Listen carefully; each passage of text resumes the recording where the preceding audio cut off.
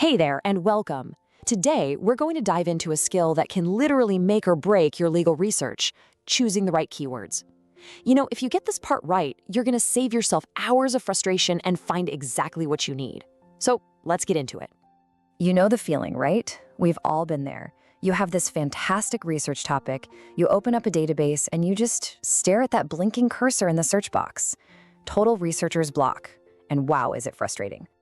So you type in a few words, you hit search, and you get, well, either a fire hose of totally irrelevant results or, just crickets. It's a super common problem. But the good news is there is a much, much smarter way to tackle it. You don't need a better topic, you just need a better strategy. And that is exactly where your search strategy comes in. This isn't just about what words you type in, it's really about how you prepare before you even start searching. So what even is a search strategy? Well, it's pretty simple. It's all about thinking before you type. It means you take your big, complex research question and you break it down into its most important parts, the keywords and synonyms that are going to unlock those databases for you. Look, if there's one thing you take away from this, it's this right here. The quality of your research is tied directly to the quality of your keywords. It's a really simple formula. Better words in, better sources out. If you keep that in mind, I promise you're going to see a huge difference. All right, so how do we actually find these so-called better keywords? Let's get practical and walk through the brainstorming process. So this whole thing is about being intentional. First, you just pull out the main legal ideas from your question. Then, and trust me, this is a pro tip, step away from the screen. Seriously, grab a pen and paper. There's just something about the physical act of writing that helps you think more creatively.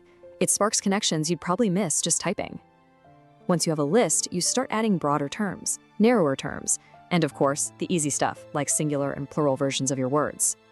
Theory is one thing, but let's actually see this in action. We're going to use a real legal research question to make this whole thing crystal clear. So here's a research question.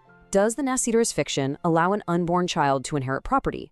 Now, for anyone who's not familiar, the Nacederis fiction is basically a legal principle that says an unborn child can be treated as if it were already born for specific things, like inheritance. This is a perfect example for us because it has that really specific legal language. And here it is. This is where the magic really starts to happen. We just break that question down. The core concepts are Nacederis fiction, unborn child, and inherit property. And check this out. For each of those concepts, you can start brainstorming related ideas. For inherit property, you could also use succession. For unborn child, maybe legal personality. See? This is how you build a really powerful keyword arsenal. Okay, this is absolutely crucial. You have to focus only on the legal subject matter. Just look at the difference here. Terms like Nacederis fiction or inheritance, those are specific. They're going to get you what you need. But words like effect, impact, or discussion, they are way, way too general. All they're going to do is fill your search results with junk you don't need. Be a sniper, not a shotgun. Okay, so you've done your brainstorming, you've got this killer list of keywords, now what? Let's talk about putting those words to work and actually searching like a pro. Here's a super simple but incredibly powerful tip. When you start searching, don't just dump your entire list of keywords into the search bar.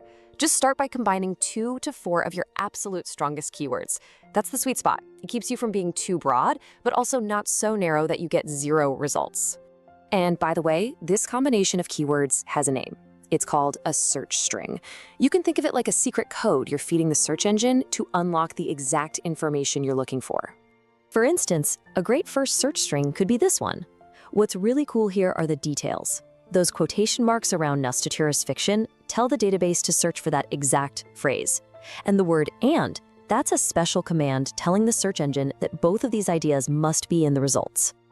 Or you could try a totally different combo from your list, like this one. The point is, don't be afraid to mix and match.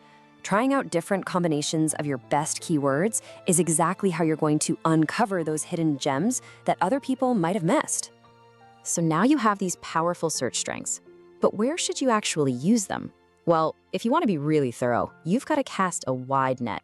That's why I always recommend searching in at least 3 different databases.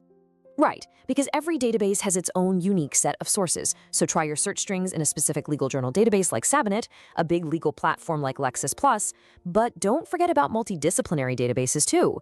You seriously never know where that perfect article is hiding. A piece in a sociology journal, for example, might give you a completely fresh and vital perspective on your legal topic. Okay, before we finish up, I just want to leave you with a couple of final thoughts that go beyond the search box.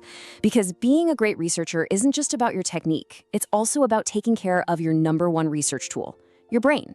I know it's so tempting to just try and power through for hours on end, but listen, your brain will thank you for this. Real quality research demands focus, and focus requires breaks. Get up, step away from the computer, stretch a bit, drink some water. Giving your mind that time to process what you found isn't lazy, it's a critical part of the process. You'll come back with fresh eyes and often new ideas. So the next time you're staring down that search box, you're not going to be frustrated. You're going to be armed with a powerful strategy ready to go from roadblock to discovery. So the only question left is, what amazing things are your keywords going to unlock? Now go find out. Thanks for tuning in.